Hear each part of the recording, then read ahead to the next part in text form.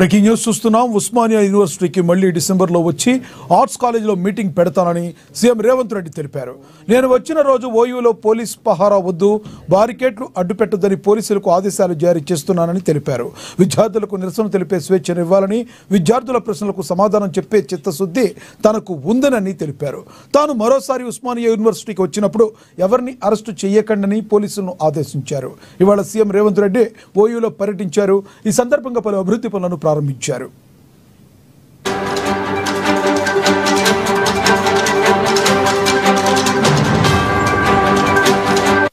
మళ్ళీ నేను వస్తా.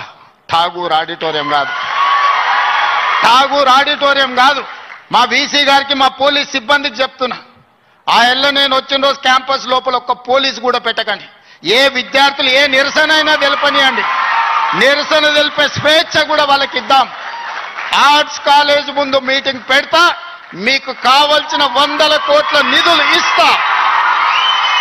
మళ్ళీ మీటింగ్ ఆర్ట్స్ కాలేజ్ దగ్గరనే, అక్కడ ఇక్కడ కాదు.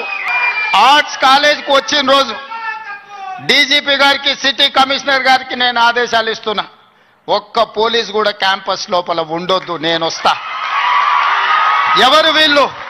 మా తమ్ముళ్ళు, మా చెల్లెళ్ళు తండాలలో, గూడాలలో, మారుమూల పల్లెల్లో పేదరికం రుచి చూసి అభివృద్ధి జరగాలి, డాక్టర్లు, లాయర్లు, ఇంజనీర్లు కావాలి, ఐఏఎస్లు, ఐపీఎస్లు, ఐఎఫ్ఎస్లు అయి ఈ దేశ నిర్మాణంలో భాగస్వాములు కావాలని ఇక్కడికి వచ్చిన వాళ్ళను ఆనాడు ఉన్నాయన గొర్రెలు, బర్రెలు, చేపలు పెంచుకోండి అంటే ఈ రోజు డాక్టర్లు, లాయర్లు, ఇంజనీర్లు కాండి, ఐఏఎస్లు, ఐపీఎస్లు కాండి అని నేనంటున్నా. నేను రావద్దా? ఎందుకు రావద్దు? గొర్రెలు, బర్రెలు, చేపలు పెంచుకునేటోనికి నేను రావద్దని కోరుకుండొచ్చు, కానీ డాక్టర్లు, లాయర్లు, ఇంజనీర్లు, ఐఏఎస్లు, ఐపీఎస్లు అయ్యే విద్యార్థులకు నేను రావద్దని నన్ను అడ్డుకోవాలన్న ఆలోచన ఎందుకు ఉంటుంది?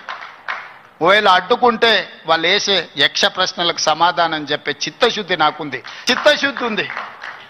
నా చిత్తశుద్ధిని ఎవరు ప్రశ్నించలేరు, ఎవరు శంకించలేరు. అందుకే మీ జనాలు వెయ్యండి, అన్ని వివరాలు సేకరించండి. డిసెంబర్ మాసం మనకు అత్యంత కీలకమైన మాసం. Miracle month is December. Christmas ని మిరకల్ మంత్ అంటారు, అద్భుతాలు జరిగే నెల అంటారు. డిసెంబర్ 9, 2009కి చరిత్ర పుటలలో ఒక గొప్ప పేజీ ఉన్నది. మొట్టమొదటి తెలంగాణ రాష్ట్ర ప్రకటన డిసెంబర్ 9, 2009 నాడు జరిగింది. అందుకే డిసెంబర్ నెల అంటే నాకు అత్యంత ఇష్టం. మళ్ళీ డిసెంబర్లో ఆర్ట్స్ కాలేజ్ దగ్గర మీటింగ్ పెట్టండి, నేను వస్తా.